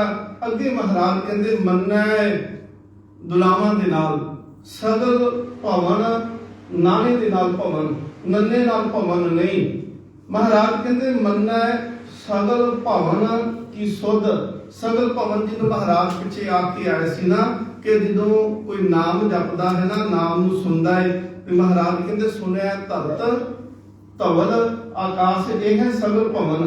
महाराज कहते मन्नै सगल भवन की सुध। सुध तो भाव के जानकारी होनी। मन्नै मूहने चोटा ना खाए। हुण जिन्ने नाम नूं मन्नेगा, महाराज कहते ने उनके मूँह के उत्ते जमां दी चोट नहीं पएगी। बाणी दे विच सतगुरु महाराज आखदे ने गल संगल, जिहड़ा नाम नहीं ना जपदा, महाराज कहते ते गल दे विच संगल होवेगा। गल संगल, सिर मारे उबो, सिर दे विच जमां दे डंडे पैंदे होणगे। गल संगल सिर मारे उबो, ना दिसे घर बारो। ते महाराज कहते जेड़े घर तो भजे जाने ना, जदों किते कोई काम होवे, समाप्ति कीती, शिफ्ट लाई, नौकरी तो आए, गुरुद्वारे आए, जदों समाप्ति हुई, मेरा घर, महाराज कहते जिदन जम आके केस पटक के थले मारदा है ना, गल दे विच जमां दे संगल होंदे आ, सिर दे उत्ते जमां दीयां सट्टां होंदियां। फिर महाराज कहते ना दिसे घर बारो। फिर जेड़ा मेरा घर करदा सी, उहनूं अपना घर भी नहीं दिसदा पिया।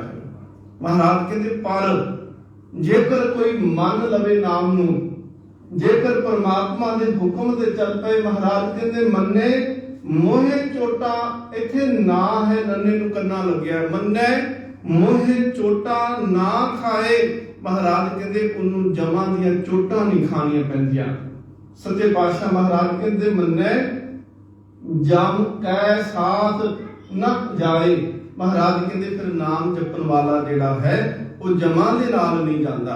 डॉक्टर जसवंत सिंह जी नेकी आखदे सी, वो कहते सी जिहड़ा पाठ करदा है ना, सुखमनी साहब पढ़े, जपजी साहब पढ़े, उन्होंने सुखमनी साहब नूं कोट करके लिखिया ਕਹਿੰਦੇ ਸੁਖਮਨੀ ਪੜਨ ਵਾਲੇ ਨੂੰ ਜਮਦੂਤ ਨਹੀਂ ਲੈਣ ਵਾਸਤੇ ਆਉਂਦੇ, ਉਹਨੂੰ ਤੇ ਗੁਰੂ ਅਰਜਨ ਦੇਵ ਮਹਾਰਾਜ ਲੈਣ ਵਾਸਤੇ ਆਉਂਦੇ ਆ। ਸਤਿਗੁਰੂ ਮਹਾਰਾਜ ਕਹਿੰਦੇ ਨੇ ਮੰਨੈ ਜਨ ਕੇ ਸਾਥ ਨਾ ਜਾਏ, ਫਿਰ ਮਹਾਰਾਜ ਫਿਰ ਦੁਹਰਾਉਂਦੇ ਨੇ ਐਸਾ ਨਾਮ ਨਿਰੰਜਨ ਹੋਏ। ਮਹਾਰਾਜ ਕਹਿੰਦੇ ਰੱਬ ਦਾ ਨਾਮ ਐਸਾ ਹੈ ਜਿਹੜਾ ਕਾਲਕ ਤੋਂ ਰਹਿਤ ਹੈ। ਜੇ ਕੋਈ ਮਨ ਜਾਣੇ, ਮਨ ਕਰਕੇ ਮੰਨ ਲਵੇ, ਮਨ ਜਾਣੇ ਮਨ ਕੋਈ ਮੰਨ ਕੇ ਮੰਨ ਲਵੇ, ਮੰਨੈ ਮਾਰਗ ਠਾਕ ਨਾ ਪਾਏ। ਹੁਣ ਕਹਿੰਦੇ ਰੁਕਾਵਟਾਂ ਸਾਡੇ ਜ਼ਿੰਦਗੀ ਵਿੱਚ ਆਉਂਦੀਆਂ ਨਾ ਕਿ ਅਸੀਂ ਕੋਈ ਕੰਮ ਕਰਨਾ ਹੈ, ਕੋਈ ਕੰਮ ਕਰਦੇ ਆ ਤੇ ਅਸੀਂ ਕਈ ਵਾਰੀ ਦੁਖੀ ਹੋ ਜਾਂਦੇ ਆ ਕਿ ਜੀ ਜਿਹੜਾ ਕੰਮ ਕਰੀਦਾ ਇੱਥੇ ਰੁਕਾਵਟ ਪੈ ਜਾਂਦੀ ਆ। ਸਤਿਗੁਰੂ ਮਹਾਰਾਜ ਕਹਿੰਦੇ ਤੂੰ ਨਾਮ ਜਪ। ਜਿਹੜੇ ਨਾਮ ਜਪਦੇ ਨੇ ਸੱਚੇ ਪਾਤਸ਼ਾਹ ਮਹਾਰਾਜ ਕਹਿੰਦੇ ਉਹਨਾਂ ਦੇ ਰਸਤੇ ਦੇ ਵਿੱਚ ਜਿਹੜੀ ਹੈ ਉਹ ਰੁਕਾਵਟ ਨਹੀਂ ਕੋਈ ਆ ਸਕਦੀ। ਫਿਰ ਸੱਚੇ ਪਾਤਸ਼ਾਹ ਮਹਾਰਾਜ ਕਹਿੰਦੇ ਨੇ ਜਿਹੜੇ ਫਿਰ ਧਰਮ ਦੇ ਮਾਰਗ ਤੇ ਤੁਰਦੇ ਆ ਨਾ, ਧੰਨ ਗੁਰੂ ਨਾਨਕ ਦੇਵ ਮਹਾਰਾਜ ਕਹਿੰਦੇ ਨੇ ਕਿ ਉਹਨਾਂ ਦੇ ਧਰਮ ਦੇ ਮਾਰਗ ਦੇ ਵਿੱਚ ਕੋਈ ਰੁਕਾਵਟ ਨਹੀਂ ਪਾ ਸਕਦਾ। ਇੱਕ ਉਦਾਹਰਨ ਹੈ ਸਤਿਗੁਰੂ ਮਹਾਰਾਜ ਜੀ ਦੀ ਬਾਣੀ ਦੇ ਵਿੱਚੋਂ ਵੀ ਹੈ ਤੇ ਭਾਈ ਗੁਰਦਾਸ ਸਾਹਿਬ ਜੀ ਵੀ ਜ਼ਿਕਰ ਕਰਦੇ ਆ। ਗੁਰੂ ਗ੍ਰੰਥ ਸਾਹਿਬ ਮਹਾਰਾਜ ਪਾਤਸ਼ਾਹ ਜੀ ਦੀ ਜਿੰਨੀ ਬਾਣੀ ਤੁਸੀਂ ਪੜ੍ਹੋਗੇ ਨਾ, ਇਸ ਸਾਰੀ ਬਾਣੀ ਦੇ ਵਿੱਚ ਬਹੁਤ ਸਾਰੇ ਨਾ ਸਵਾਲ ਲਿਖੇ ਹੋਏ ਨੇ ਤੇ ਉਹ ਸਵਾਲ ਜਿਹੜੇ ਕੀਤੇ ਨੇ ਉਹ ਸਿੱਧਾ ਤੇ ਜੋਗੀਆਂ ਨੇ ਕੀਤੇ ਆ। ਉਹ ਸਵਾਲ ਕਰੀ ਜਾਂਦੇ ਆ ਤੇ ਮਹਾਰਾਜ ਉੱਤਰ ਦਿੰਦੇ ਨੇ। 3 ਗੋਸ਼ਟਾਂ ਹੋਈਆਂ ਗੁਰੂ ਨਾਨਕ ਦੇਵ ਮਹਾਰਾਜ ਨਾਲ ਸੁਮੇਰ ਪਰਬਤ ਦੇ ਉੱਤੇ, ਗੋਰਖ ਮਤੇ ਤੇ ਅਚਲ ਬਟਾਲੇ ਤੇ। ਸਤਿਗੁਰੂ ਗੁਰੂ ਨਾਨਕ ਦੇਵ ਮਹਾਰਾਜ ਨੂੰ ਉਹਨਾਂ ਨੇ ਅਨੇਕਾਂ ਸਵਾਲ ਪੁੱਛੇ। ਗੁਰੂ ਨਾਨਕ ਦੇਵ ਮਹਾਰਾਜ ਨੇ ਉਹਨਾਂ ਦੇ ਸਵਾਲਾਂ ਦੇ ਉੱਤਰ ਦਿੱਤੇ ਨੇ। ਜਿੱਦਣ ਸੱਚੇ ਪਾਤਸ਼ਾਹ ਮਹਾਰਾਜ ਸੁਮੇਰ ਪਰਬਤ ਤੇ ਜਾਂਦੇ ਆ ਨਾ, ਤੇ ਸੁਮੇਰ ਪਰਬਤ ਦੇ ਉੱਤੇ ਜੋਗੀ ਜਿਹੜੇ ਸੀ ਉਹ ਪਹਿਲੋਂ ਬੜੀ ਸਾਧਨਾ ਕਰਨੀ, ਬੜੀਆਂ ਰਿੱਧੀਆਂ ਸਿੱਧੀਆਂ ਇਕੱਠੀਆਂ ਕਰਨੀਆਂ, ਫਿਰ ਜਾ ਕੇ ਕਿਸੇ ਨੇ ਸੁਮੇਰ ਪਰਬਤ ਤੇ ਪਹੁੰਚਣਾ। ਪਰ ਜਿੱਦਣ ਗੁਰੂ ਨਾਨਕ ਦੇਵ ਮਹਾਰਾਜ ਜਾਂਦੇ ਨੇ ਉੱਥੇ ਜਿੰਨੇ ਸਿੱਧ ਬੈਠੇ ਹੋਏ ਸੀ ਨਾ, ਸਾਰਿਆਂ ਦੀਆਂ ਉਮਰਾਂ ਬੜੀਆਂ ਲੰਬੀਆਂ ਸੀ। ਕਿਸੇ ਦੀ 300 ਸਾਲ, ਕਿਸੇ ਦੀ 500 ਸਾਲ, ਕੋਈ 700 800 ਸਾਲ ਦੇ ਜੋਗੀ ਵੀ ਉੱਥੇ ਬੈਠੇ ਹੋਏ ਸੀ। ਪਰ ਗੁਰੂ ਨਾਨਕ ਦੇਵ ਮਹਾਰਾਜ ਬਿਲਕੁਲ ਜਿਵੇਂ ਕਹਿ ਸਕਦੇ ਆ ਕਿ ਜਵਾਨ ਅਵਸਥਾ ਦੇ ਵਿੱਚ, ਮਹਾਰਾਜ 35 40 ਸਾਲ ਦੀ ਉਮਰ ਦੇ ਵਿੱਚ ਜਾਂਦੇ ਆ। ਹੁਣ ਜੋਗੀ ਇਹ ਗੱਲ ਵੇਖ ਕੇ ਹੈਰਾਨ ਆ ਕਿ ਗੁਰੂ ਨਾਨਕ ਦੇਵ ਮਹਾਰਾਜ ਨੂੰ ਪੁੱਛਦੇ ਨੇ ਤੇ ਆਖਦੇ ਬਾਲਾ ਏ ਕਿ ਬੱਚਿਆ ਬਾਲਿਆ। ਤੇ ਮਹਾਰਾਜ ਪੁੱਛਦੇ ਕੀ ਮਹਾਰਾਜ ਨੂੰ, ਕਹਿੰਦੇ ਇਹ ਦੱਸ ਕੇ ਤੈਨੂੰ ਕਿਹੜੀ ਸ਼ਕਤੀ ਹੈ ਜਿਹੜੀ ਇੱਥੇ ਲੈ ਕੇ ਆਈ ਹੈ। ਸਤਿਗੁਰੂ ਮਹਾਰਾਜ ਪਾਤਸ਼ਾਹ ਕਹਿੰਦੇ ਨੇ ਨਾਮ ਬਿਨਾ ਸਾਡੇ ਕੋਲ ਹੋਰ ਕੋਈ ਸ਼ਕਤੀ ਨਹੀਂ ਆ। ਫਿਰ ਸਤਿਗੁਰੂ ਮਹਾਰਾਜ ਜੀ ਜਦੋਂ ਹਰ ਸਵਾਲ ਦਾ ਉੱਤਰ ਦਿੱਤਾ, ਹੁਣ ਸਾਰਿਆਂ ਜੋਗੀਆਂ ਨੂੰ ਸਿੱਧਾ ਇਸ ਗੱਲ ਦਾ ਪਤਾ ਹੈ ਕਿ ਗੁਰੂ ਨਾਨਕ ਦੇਵ ਮਹਾਰਾਜ ਜੀ ਦੇ ਅੰਦਰ ਤਤ ਗਿਆਨ ਹੈ, ਉਹ ਬ੍ਰਹਮ ਗਿਆਨ ਦੇ ਵਿੱਚ ਨੇ। ਉਹਨਾਂ ਕੋਲ ਕਿਤਾਬੀ ਜਾਂ ਸੰਸਾਰੀ ਗਿਆਨ ਨਹੀਂ, ਪਰ ਫਿਰ ਵੀ ਯਤਨ ਕਰਦੇ ਪਏ ਨੇ ਕਿ ਕਿਵੇਂ ਨਾ ਕਿਵੇਂ ਗੁਰੂ ਨਾਨਕ ਦੇਵ ਮਹਾਰਾਜ ਨੂੰ ਆਪਣੇ ਪੰਥ ਦੇ ਵਿੱਚ, ਆਪਣੇ ਜੋਗੀਆਂ ਦੇ ਫਿਰਕੇ ਦੇ ਵਿੱਚ ਲੈ ਆਈਏ।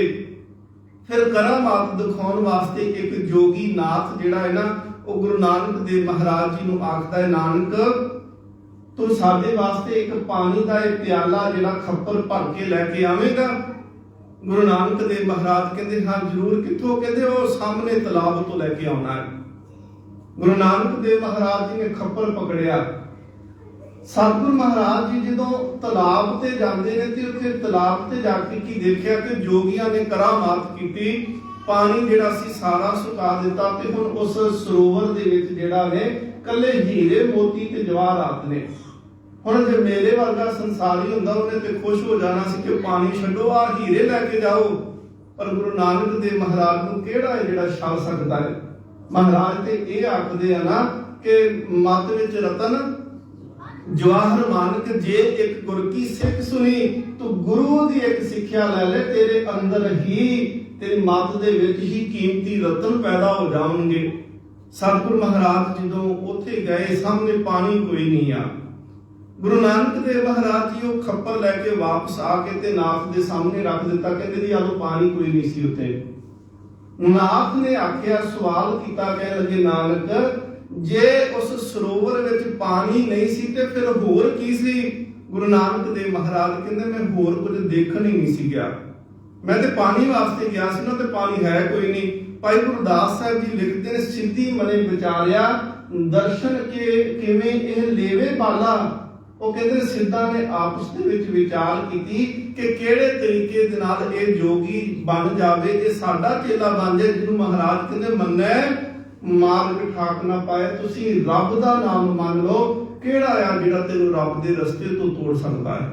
ਮਨ ਕਰਕੇ ਮੰਨਣਾ ਪਵੇਗਾ। ਇਹ ਨਹੀਂ ਕਿ ਅੱਜ ਮੰਨਿਆ, ਅੱਜ ਗੁਰੂ ਗ੍ਰੰਥ ਸਾਹਿਬ ਜੀ ਦੇ ਕੋਲ ਆਏ ਤੇ ਕੱਲ ਨੂੰ ਕਿਸੇ ਹੋਰ ਦੇ ਕੋਲ ਚਲੇ ਗਏ, ਐਵੇਂ ਨਹੀਂ ਮੰਨਿਆ ਜਾਂਦਾ। ਮਨ ਕਰਕੇ ਮੰਨ ਲੈਣਾ। ਸੱਚੇ ਪਾਤਸ਼ਾਹ ਮਹਾਰਾਜ ਬਾਰੇ ਭਗਤ ਭਾਈ ਗੁਰਦਾਸ ਸਾਹਿਬ ਲਿਖਦੇ ਨੇ, ਸਿੱਧੀ ਮਨੇ ਵਿਚਾਰਿਆ ਕਿਵੇਂ ਦਰਸ਼ਨ ਇਹ ਲੇਵੇ ਬਾਲਾ, ਐਸਾ ਜੋਗੀ ਕਲੀ ਮਾਹੇ ਹਮਰੇ ਪੰਥ ਕਰੇ ਉਜਿਆਲਾ, ਖਬਰ ਦਿੱਤਾ ਨਾਥ ਜੀ ਪਾਣੀ ਪਰ ਲੈਵਨ ਉੱਠ ਚਾਲਾ, ਬਾਬਾ ਆਇਆ ਪਾਣੀਏ ਡਿੱਠੇ ਰਤਨ ਜਵਾਹਰ ਲਾਲਾ। ਪਰ ਭਾਈ ਗੁਰਦਾਸ ਸਾਹਿਬ ਜੀ ਕਹਿੰਦੇ ਨੇ ਕਿਹੜਾ ਚੱਲੇ ਗੁਰੂ ਦੀ ਚਾਲਾ। ਸਤਿਗੁਰੂ ਮਹਾਰਾਜ ਅਗੰਮ ਅਗਾਧ ਬੋਧ ਕਿਹੜਾ ਚੱਲੇ ਗੁਰੂ ਦੀ ਚਾਲਾ।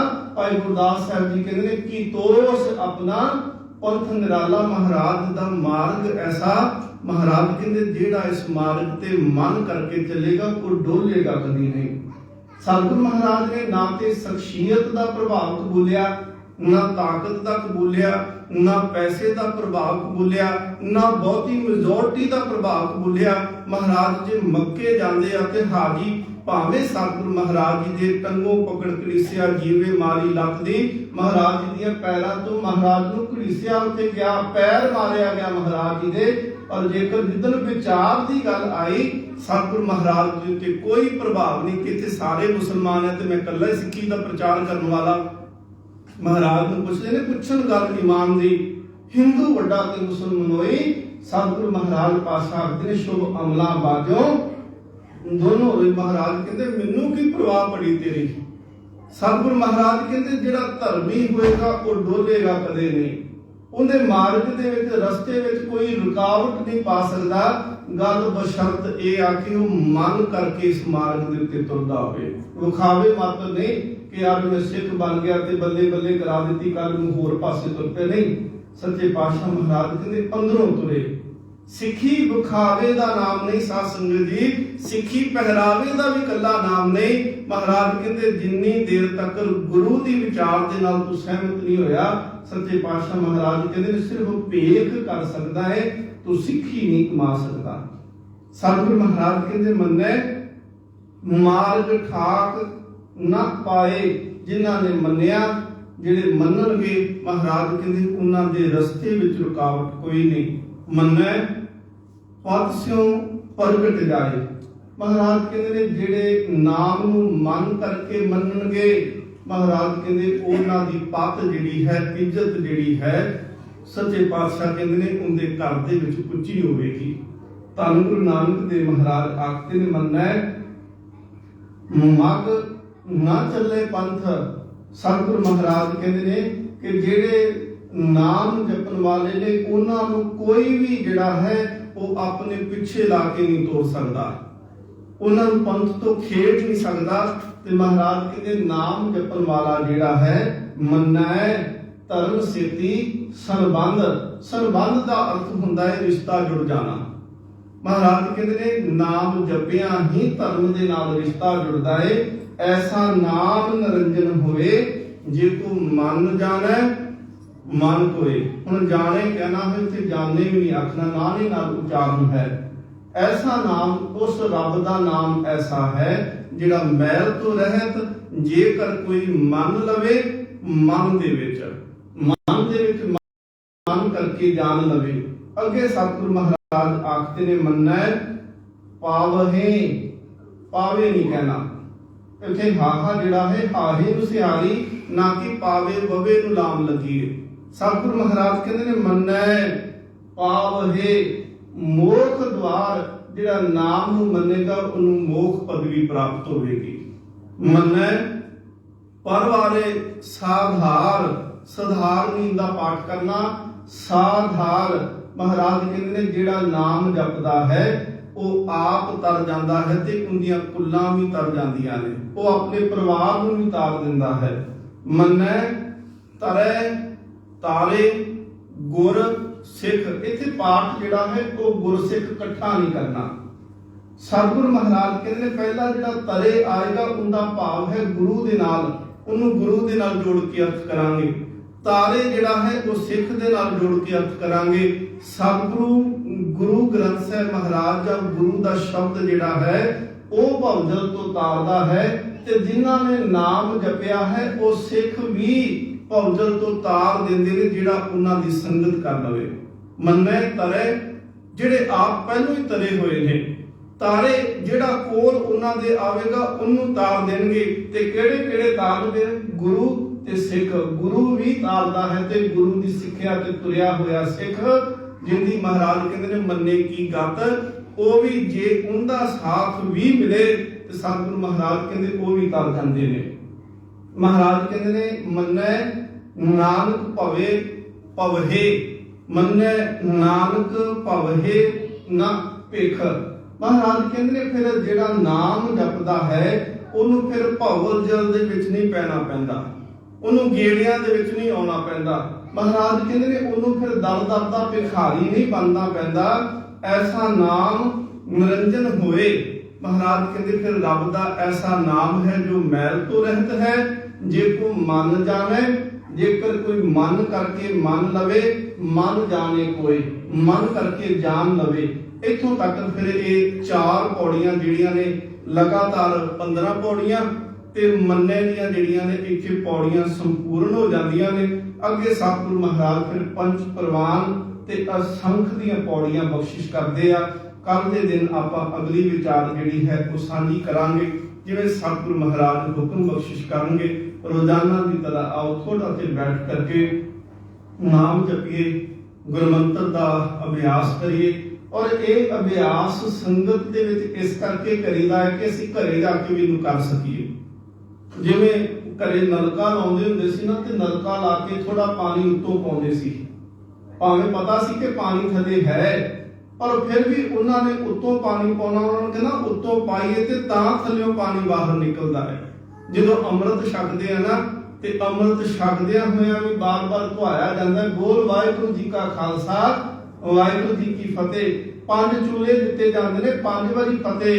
ਜੇ 5 ਅੱਖਾਂ ਦੇ ਵਿੱਚ ਛੱਟੇ ਮਾਰੇ ਜਾਂਦੇ ਨੇ, 5 ਵਾਰੀ ਫਤਿਹ।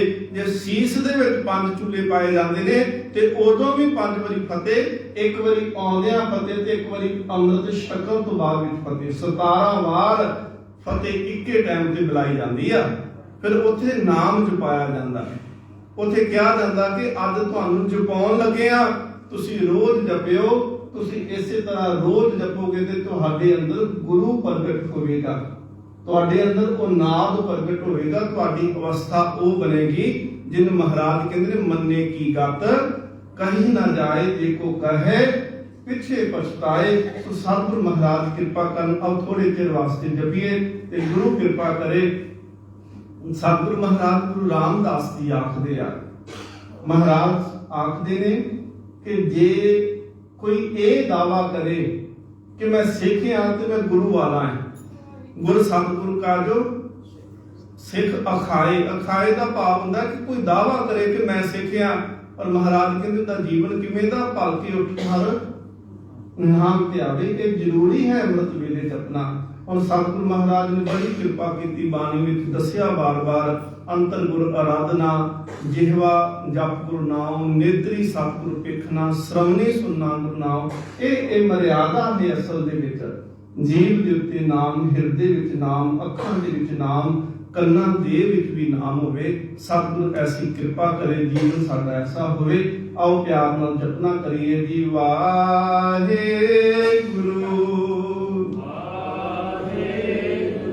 ਵਾਹਿਗੁਰੂ ਵਾਹਿਗੁਰੂ ਵਾਹਿਗੁਰੂ ਵਾਹਿਗੁਰੂ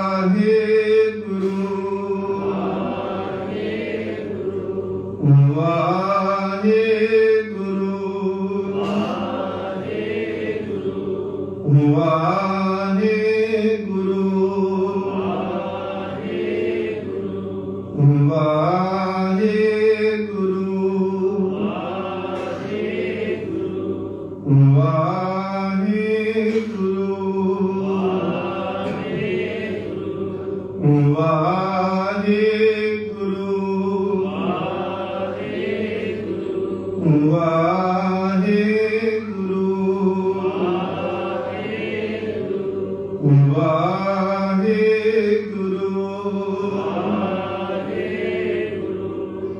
ਵਾਹਿਗੁਰੂ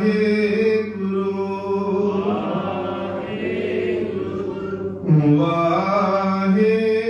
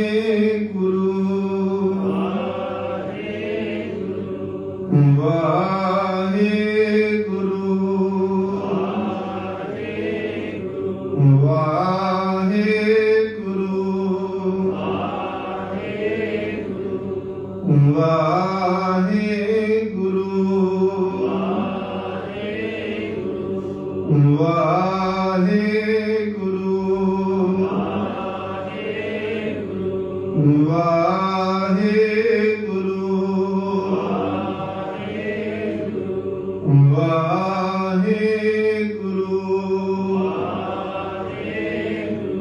ਸਤਿਗੁਰ ਮਹਾਰਾਜ ਜੀ ਕਿਰਪਾ ਕਰਨ ਅਸੀਂ ਜਪੀ ਸਾਡਾ ਜਪਿਆ ਸਫਲ ਹੋਵੇ।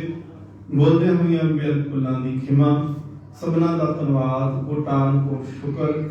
ਧੰਨ ਗੁਰੂ ਗ੍ਰੰਥ ਸਾਹਿਬ ਮਹਾਰਾਜ ਸੱਚੇ ਪਾਤਸ਼ਾਹ ਜੀ ਦਾ ਗੁਰੂ ਕਿਰਪਾ ਕਰੇ। ਅਰਦਾਸ ਕਰਿਓ ਕਿ ਸਤਿਗੁਰ ਮਹਾਰਾਜ ਜੀ ਕਿਰਪਾ ਕਰਕੇ ਇਸੇ ਤਰ੍ਹਾਂ ਆਪ ਸੰਗਤ ਦੇ ਚਰਨ ਪਰਸਨ ਦਾ ਸੁਭਾਗ ਬਖਸ਼ਦੇ ਰਹਿਣ।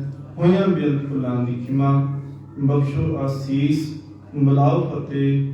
ਵਾਹਿਗੁਰੂ ਜੀ ਕਾ ਖਾਲਸਾ, ਵਾਹਿਗੁਰੂ ਜੀ ਕੀ ਫਤਿਹ।